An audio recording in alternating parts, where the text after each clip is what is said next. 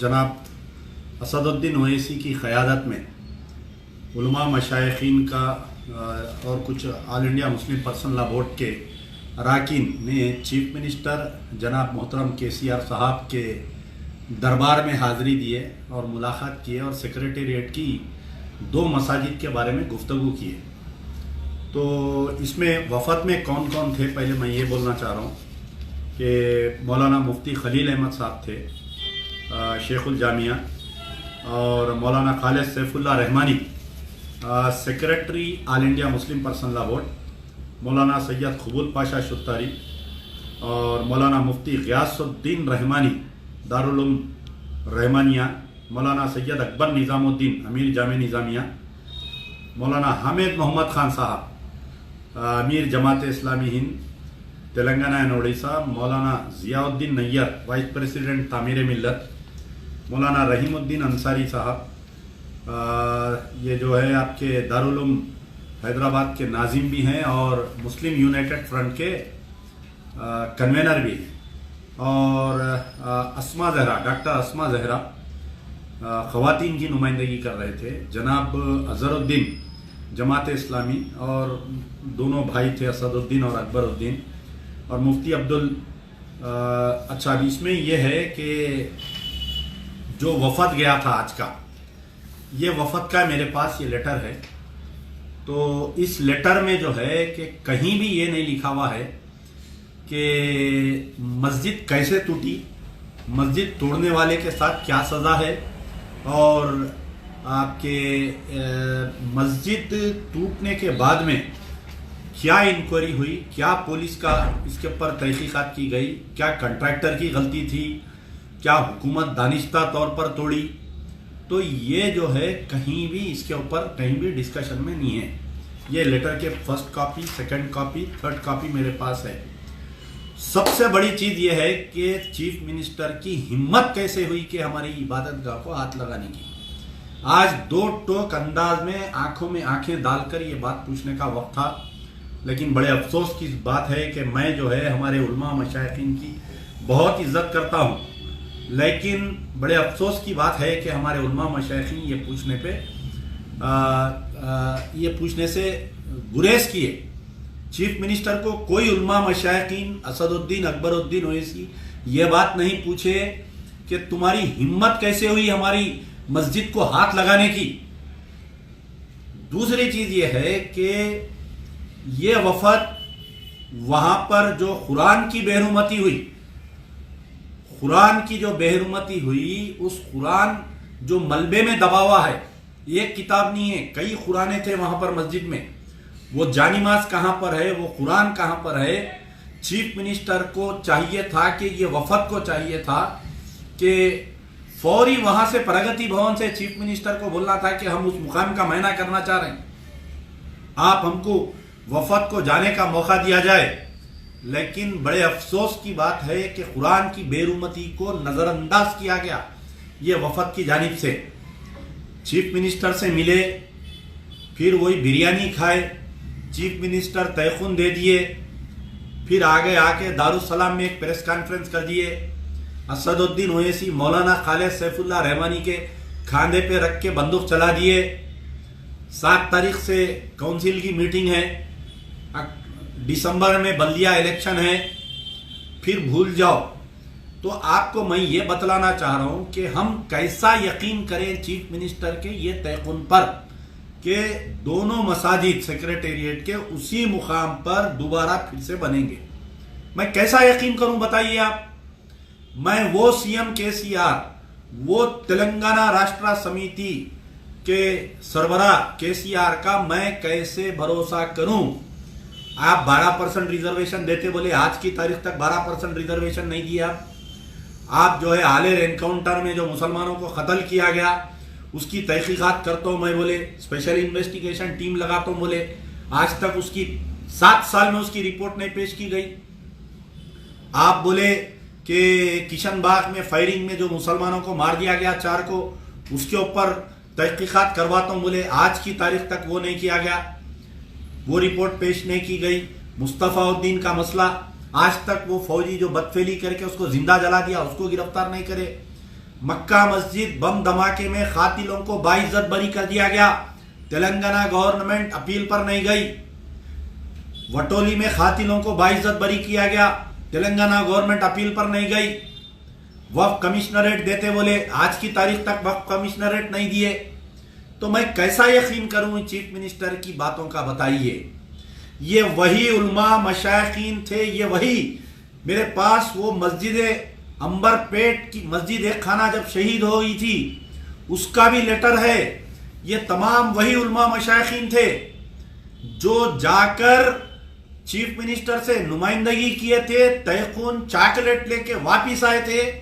उसके बाद में ये लोगों ने बल्दिया इलेक्शन में टीआरएस की तायद की। मेरे भाई, ये वही लोग थे पूरे।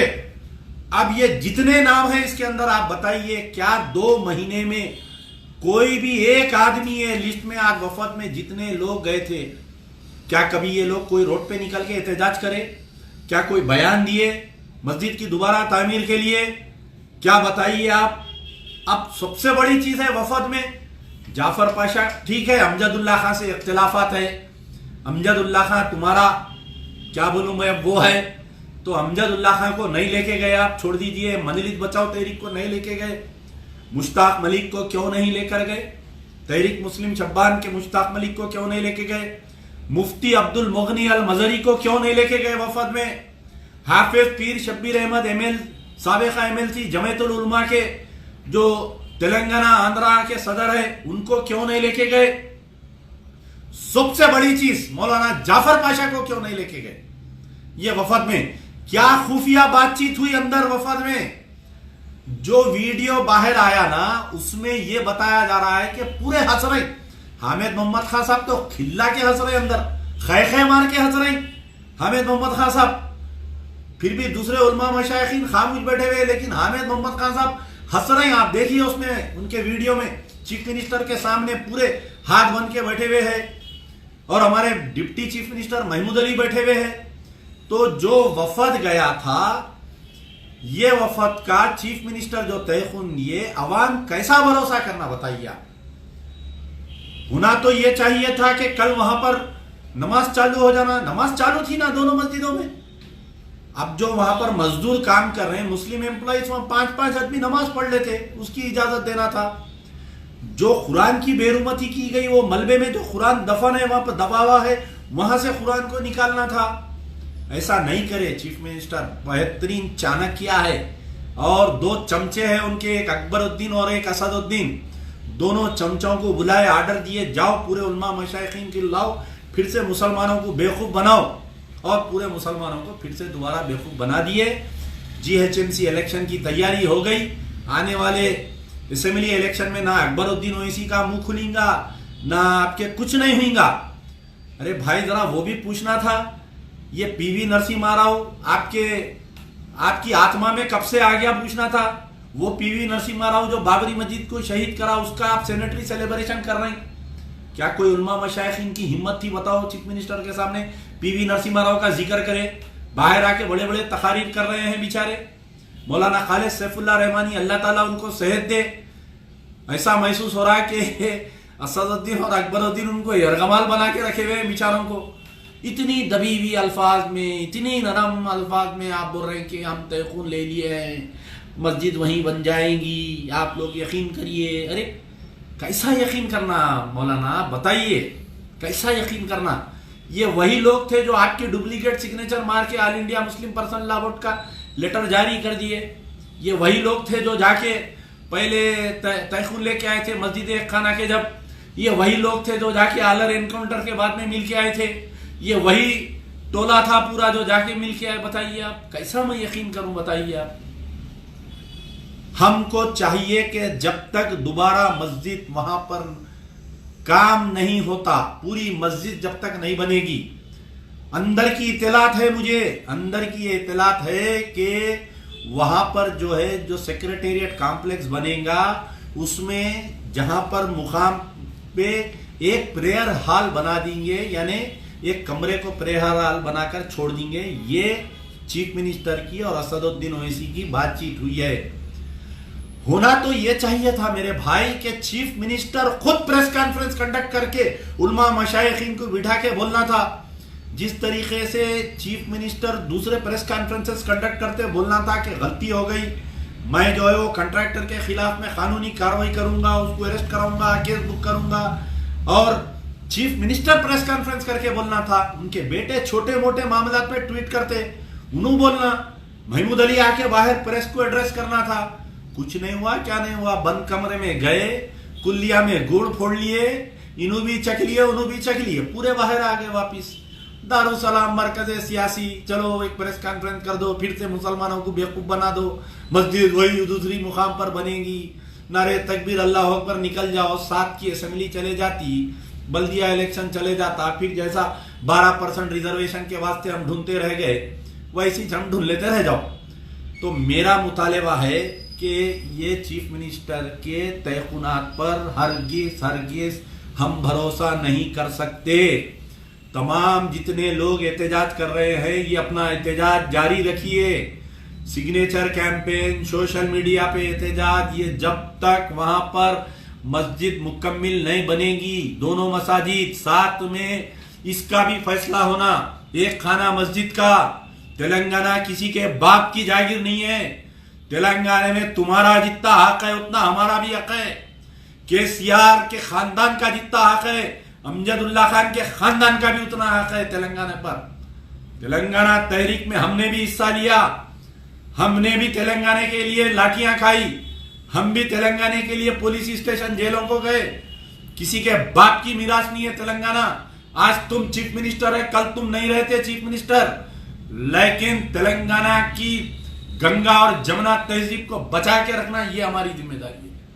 हम बचाएंगे इंशाल्लाह तेलंगाना को, हम बनाएंगे मस्जिद। ये आज की जो मीटिंग हुई, काबिले मुबारकबाद है वो लोग जो 1 मिलियन सिग्नेचर में हिस्सा लिए, काबिले मुबारकबाद है वो खवातीन जिन्होंने रोड पर निकलकर सिग्नेचर किया, काबिले मुबारकबाद है वो लोग जो सोशल मीडिया पे कैंपेन चलाए। मजीद और तेज करो कैंपेन को, ये कैंपेन को, अपनी कैंपेन को खराब करने की कोशिश कर रहे हैं, मजीद और तेज करो कैंपेन को। इंशाल्लाह जब तक मस्जिदें दोनों तीनों मस्जिद बनना, और वो आशुर खाना, नारायणपेट का आशुर खाना भी बनना चाहिए, जब तक हम ये तहरीक चलाएंगे, देखते देखते साल 2 साल आ जाता, फिर से असेंबली इलेक्शन आएगा, ये केसीआर की चड्डी को उखाड़ के फेंकेंगे हम अगर मस्जिद नहीं बनेंगे तो। हम जब किसी को तख्त पर बिठा सकते हैं, किसी के सर पे ताज रख सकते हैं, तो तेलंगाना के 20% 22% मुसलमान तुम्हारा तख्ता भी उलट सकते हैं। याद रखो, अगर मस्जिद नहीं बनेगी, ये जो तुम्हारी तायद कर रहे हो उनका भी तख्ता उलटने का वक्त आ गया है मेरे भाई। और मैं फिर से दोबारा वार्निंग दे रहा हूं, अमजदुल्ला खान की वार्निंग है केसीआर को, अगर मस्जिदें दोबारा उसी मुकाम पर नहीं बनेगी तो याद रख लो, वो साबिका जो बाबरी मस्जिद को शहीद करे उनके अफराद खानदान की बुक मंगा के पढ़ो। एल के अद्वानी का खानदान, पीवी नरसिम्हा राव का खानदान, मुरली मनोहर जोशी का खानदान, साध्वी रितंबरा का खानदान, ये कहां है ये लोग? तारीख पढ़ लो, जितने भी अल्लाह के घर को शहीद किए हैं तबाह ताराज नीस्तो नाबूद हो गए ये लोग, और जितने भी साथ दिए उनका भी देख लो उनके क्या हालात हो गए। तो मैं अवाम से अपील कर रहा हूं, ये चीफ मिनिस्टर के चॉकलेट पर ये उलमा मशाइखीन जो जाके तयकुन लेके आए हैं, इस पे अमजदुल्ला खान भरोसा नहीं कर रहा है। जॉइंट एक्शन कमेटी, मेरी अभी मुश्ताक मलिक साहब से भी बात हुई कि वो भी कह रहे थे कि हम इसके ऊपर कोई भरोसा नहीं कर सकते हैं, खातिलों को सजा दियो। सोची समझी साजिश से हुआ मेरे भाई। एडवोकेट जनरल जाके आज से 3 महीने पहले एक एफिडेविट डाला हाई कोर्ट में कि हम 13 प्रॉपर्टीज ले रहे हैं, 10 properties plus 3 religious properties. Cabinet का रेजोल्यूशन है मेरे भाई, मस्जिद को तोड़ने का कैबिनेट का रेजोल्यूशन है, और आज आके टीआरएस वाले ये बोल रहे हैं कि सीएम साहब तयखुन दे दिए। सीएम साहब बहुत तयखुनात दिए, ऐसे तो बहुत तयखुनात दिए, कौन से तयखुन पे मैं यकीन करूं बताइए चीफ मिनिस्टर के।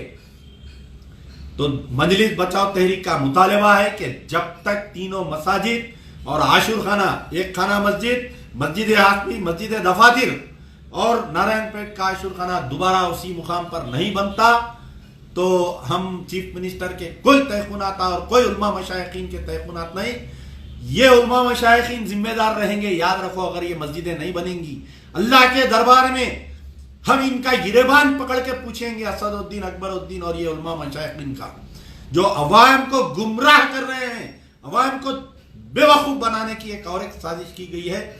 यार जिंदा सोबत बाकी। India's best NEET institute now in Hyderabad.